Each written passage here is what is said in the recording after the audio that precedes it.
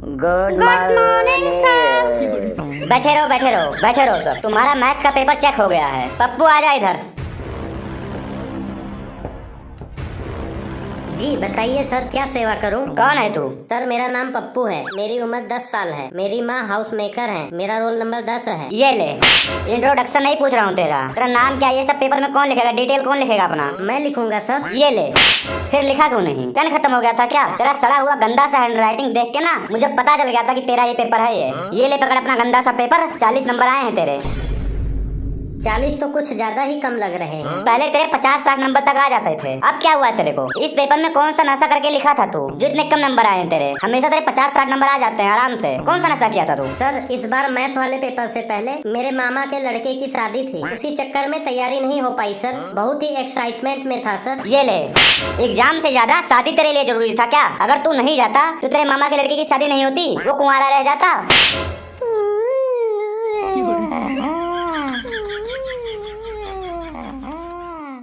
राजू खड़ा हो जा, खड़ा हो। सर जी मैथ वाले पेपर से पहले मैं बहुत ही डिस्क्रिप्शन में चला गया था। कहाँ चला गया था? डिप्रेशन में सर, बोलना चाहता है ये। तेरे से पूछा किसी ने? तू पहले अपना देख। हाँ बोल रहे राजू, पढ़ना चाहता है कि नहीं? सर जी मैं बहुत ईमानदारी से पढ़ता हूँ, लेकिन मैथ के फॉर्मूलाज भूल जाता हूँ। मैं क्या करूँ? कहाँ चले जाऊँ? कहाँ मर जाऊँ? क्या करूँ? मेरी गलती नहीं है। तुम लोगों ने दिमाग का दही करके रखा है। ये पकड़, 0 नंबर आए हैं तेरे कोई भी क्वेश्चन सही नहीं है और पूरे पेपर में सिर्फ तूने 3 क्वेश्चन लिखा है, बाकी पूरा का पूरा पेपर खाली पड़ा है तेरा। मैं लिख रहा था सर, लेकिन तभी ना मेरा पेन खत्म हो गया। मैं क्या करता? कहाँ से लिखता? आप बोलने भी नहीं दे रहे थे किसी से। पेन खत्म हो गया, उसके बाद दूसरा पेन निकाला, वो भी गद्दार निकला, धोखा दे दिया। उस दिन मेरे सभी पेन ने मुझे धोखा दे दिया। बताइए सर, आप ही बताइए, अपने दिल पर हाथ रख कर बताइए, जो बंदा इतना धोखा खाया हो वो पेपर कैसे लिख सकता है? उसका मन पेपर लिखने में कैसे लगेगा? ये ले एक और धोखा। मुझे तू बेवकूफ समझ रहा है? पागल समझ रहा है मुझे तू? आपको विश्वास नहीं हो रहा है सर? मुझे पता था आपको विश्वास नहीं होगा, इसीलिए जब मेरा पेन खत्म हो गया तो मैं पेंसिल से पेपर करने लगा। थोड़ी देर बाद पेंसिल का भी निब टूट गया। फिर मैंने अपना चमकता हुआ कटर निकाला और पेंसिल को छीलना शुरू कर दिया। 1 घंटे तक मैंने अपना पेंसिल छीलता रहा, लेकिन पेंसिल का निब नहीं निकला। उस दिन पेंसिल ने भी मुझे धोखा दे दिया। पूरा पेंसिल छील के खत्म कर दिया, लेकिन उसका निब नहीं निकला। ये ले, पेपर भी खाली छोड़ दिया है और मुझे बेवकूफ समझ रहा है? बहाने बता रहा है तू मेरे को? नहीं सर नहीं, आप जरा सोचो, एक दिन में पेंसिल ने धोखा दिया, पेन ने धोखा दिया, लेकिन फिर भी मैंने हार नहीं माना। जब मेरे पास कोई चारा नहीं बचा तो मैंने अपने हाथ पर ब्लेड मार लिया और एक लकड़ी लेकर अपने खून से लिखने लगा। आप मेरा हिम्मत और डेडिकेशन देखिए। एग्जाम को लेकर 1 लाइन लिखा, उसके बाद खून भी आना बंद हो गया। तो मैं क्या करता, इसलिए पेपर खाली छूट गया। एग्जाम हॉल से निकलने के बाद मैं सरकारी हॉस्पिटल में जाकर 2 बोतल खून चढ़वाया हूँ और फिर मैं अपने घर रात को 10 बजे पहुंचा हूँ और आपने मुझे फेल कर दिया, मुझे 0 नंबर दे दिया। ये फालतू के बहाने बनाकर मुझे इमोशनल करना चाहता है तू? जा भाग यहाँ से, नहीं तो अभी और मार खाएगा मेरे से। भाग यहाँ से, निकल। मुझे कोई नहीं समझता, मैं कहाँ जाऊँ, कहाँ चले जाऊँ? कोई नहीं समझता मेरा दर्द। गोलू गुल्लक आ जा इधर।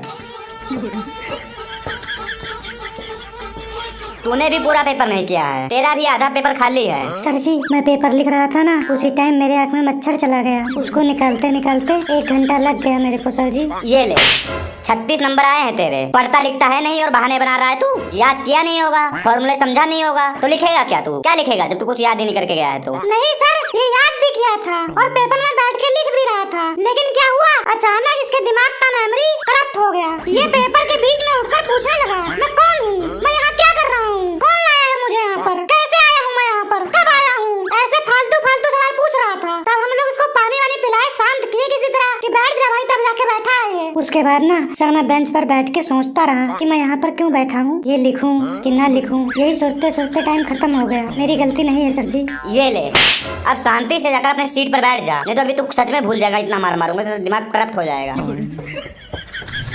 नेक्स्ट पेपर मोनू का है, आजा मोनू।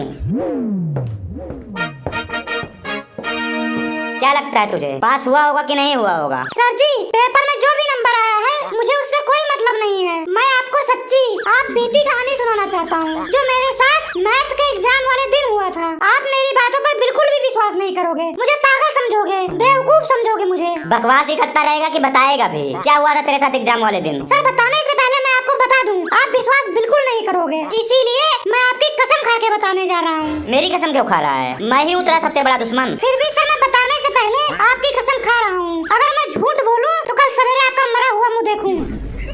उस दिन मैथ के एग्जाम वाले दिन, मतलब मैं बैठ के एग्जाम मैथ का दे रहा था, बहुत शांति से बैठकर एग्जाम तो सब लोग दे रहे थे, उसमें नया क्या है? सर जी, इस गंजे को बोल दो बीच में ना बोले, नहीं तो मैं वो बात भूल जाऊंगा। ओए सब लोग शांत रहो, जल्दी बता नहीं तो तेरे को मुर्गा बना दूंगा और इतना मार मारूंगा कि अपने आप को भूल जाएगा तू। सर मैं बता रहा हूँ, आगे मैं बता रहा हूँ। मैं बैठकर पेपर दे रहा था, अचानक मुझे 1 नंबर लगा, वो भी बहुत तेजी से, बहुत प्रेशर के साथ, और मैं सर से बकायदा परमिशन लेकर 1 नंबर करने गया।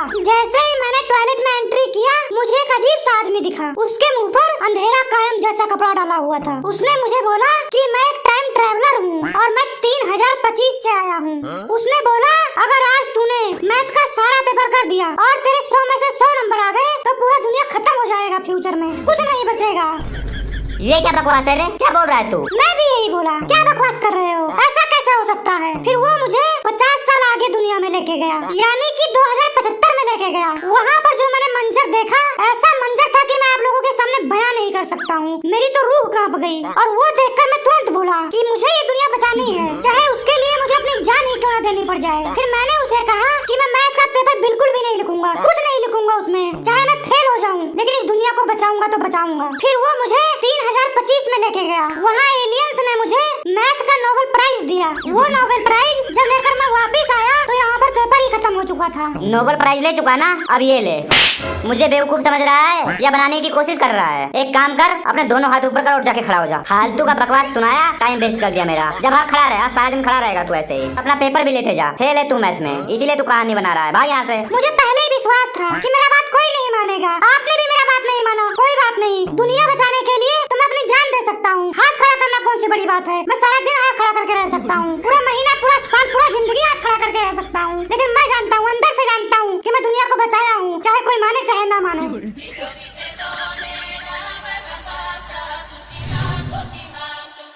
आजा मेन को पाड़ा यार।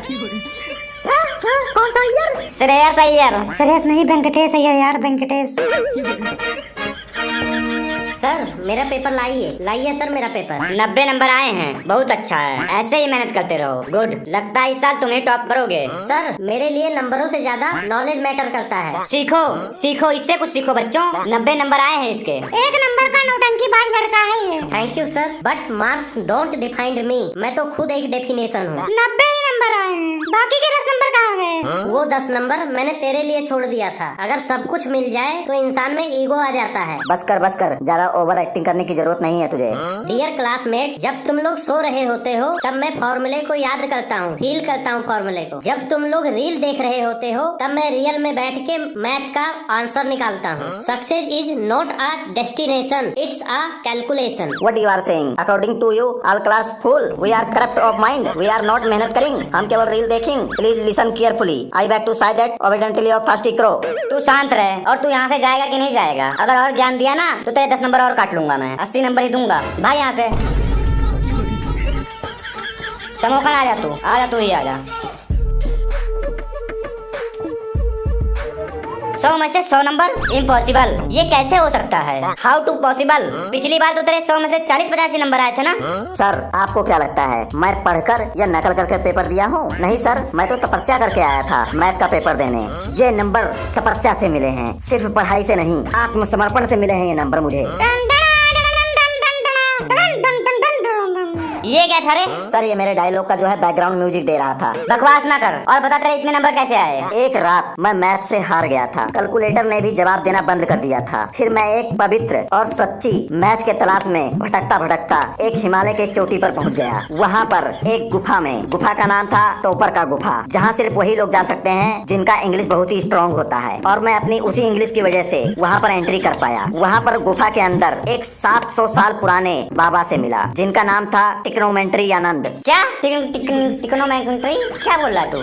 टिक्नोमेंट्री आनंद। उन्होंने मुझे बोला, बेटा मैथ सिर्फ नंबर नहीं है, भावना है, फीलिंग है, आत्मविश्वास है। फिर उन्होंने मुझे 3 सीक्रेट मंत्र दिया और बोला ये 3 मंत्र रात को 3:03 पर जपना है। वो सब मंत्र मैं आप लोगों के सामने प्रचारित करना चाहता हूँ, मतलब सुनाना चाहता हूँ, बताना चाहता हूँ। कृपया आप लोग चाहे तो नोट कर सकते हैं या दिमाग में रख सकते हैं। पहला मंत्र उन्होंने दिया मुझे a का स्क्वायर प्लस b का स्क्वायर चेतना नमा स्क्वायर। दूसरा मंत्र था tan थीटा इक्वल टू पाप, cos थीटा इक्वल टू पश्चाताप। और तीसरा मंत्र था a square plus b square equal to confusing square. और जब मैंने वो कंफ्यूजन तोड़ दिया तब मुझे जाकर कैलकुलेटर की चाबी मिली, मतलब मुझे जवाब मिलने शुरू हो गए। क्या बकवास कर रहा है सर? आप भी ध्यान से सुन रहे हो? गंजे तू नंबर लाया है लेकिन तुझे शांति नहीं मिला है। 90 नंबर वाले बहुत ही देखे हैं मैंने दुनिया में, और 100 नंबर वाला लेजेंड होता है, लेजेंड। वाह क्या बात है, क्या बात है, क्या मजा आ गया यार। वाह क्या बात बोला तूने, वाह।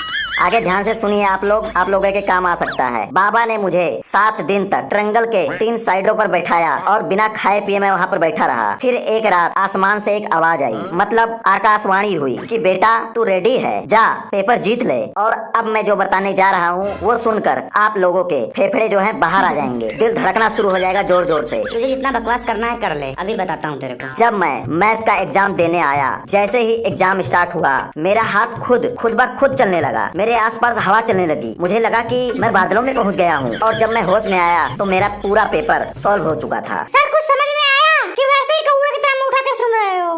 तुझे समझ आ गया ना? आ जा इधर, थोड़ा डिटेल से समझा मुझे, थोड़ा मुझे भी समझा दे। क्या बोला? कौवा? कौवा?